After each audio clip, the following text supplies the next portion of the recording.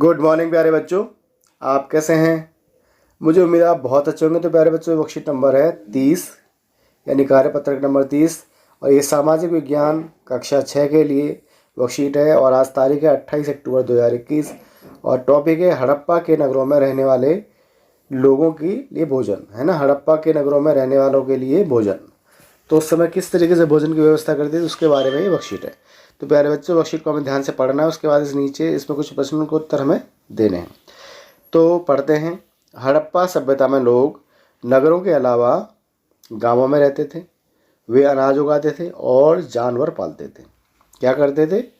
हड़प्पा सभ्यता में लोग नगरों के अलावा गांवों में रहते थे, अनाज उगाते थे और जानवर पालते थे। किसान और चरवाहे कहाँ रहते होंगे? गांव में।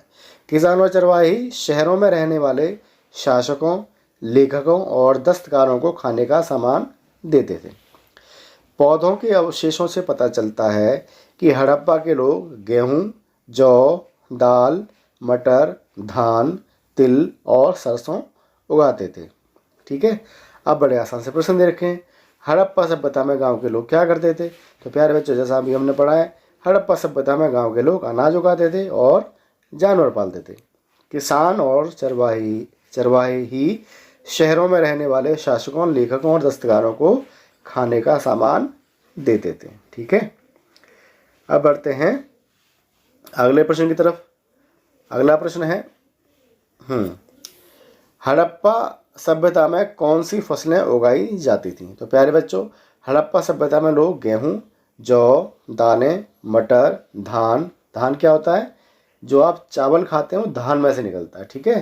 तिल की जगह आपको लिखना है प्यारे बच्चों तिल। क्या होता है? तिल। क्योंकि जो बहुत तेल होता है, जैसे सरसों का तेल होता है, और ऐसे ही एक तिल होता है जिससे तेल बनाया जाता है, तिल। ठीक है। तिल और सरसों उगाते थे, ये फसलें उगाई जाती हैं। अब प्यारे बच्चों, आप देख रहे हैं बच्चों का खिलौना। क्या है ये? बच्चों का खिलौना। तो आप यहाँ देखिए, यहाँ से बच्चा इसे पकड़ता होगा, यहाँ हैंडल से, और यहाँ नीचे मिट्टी खोदी जाती होगी। तो एक तरीके से हल्की आकृति का खिलौना है। अब ये पत्थर का बना हुआ होगा इसलिए बच गया। तो यहाँ पे हम पढ़ लेते हैं, ज़मीन की जुताई के लिए हल का प्रयोग एक नई बात थी। हड़प्पा काल के हल तो नहीं बच पाए हैं क्योंकि वे प्रायः लकड़ी के बनाए जाते थे। अब लकड़ी प्यारे बच्चों बहुत लंबे समय में गल जाती है, बारिश से, मिट्टी से वो गल गई लकड़ी। लेकिन क्या बचा?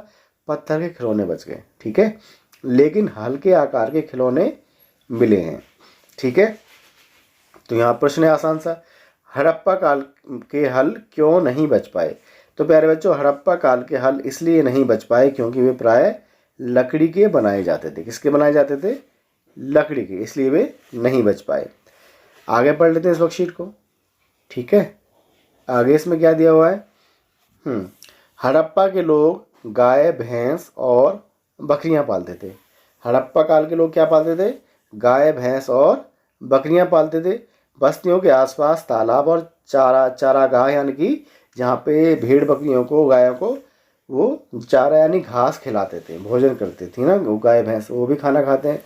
तो वो जो घास खाते थे या हरी पत्ती वाली चीज़ें खाते थे, उन्हें बोलते थे चारागाह। ठीक है।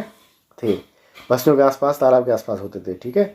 लेकिन सूखे महीनों में मवेशियों के झुंडों को चारा और पानी की तलाश में दूर दूर तक ले जाया जाता था। वे बेर जैसे फलों को इकट्ठा करते थे, मछलियां पकड़ते थे और हिरण जैसे जानवरों का शिकार भी करते थे। कौन? हड़प्पा सभ्यता के लोग। तो यहाँ बड़ा आसान सा प्रश्न है, हड़प्पा के लोग कौन कौन से जानवर पालते थे? तो प्यारे बच्चों, हड़प्पा काल के लोग गाय, भैंस, भेड़ और बकरियां पालते थे। तो ये थी प्यारे बच्चों आपकी आज की आसान सी वर्कशीट। आप इसे बहुत ध्यान से पढ़िए, रिपीट करके देखिए और अपने सभी दोस्तों के साथ शेयर ज़रूर करिए। आपका बहुत बहुत शुक्रिया। धन्यवाद।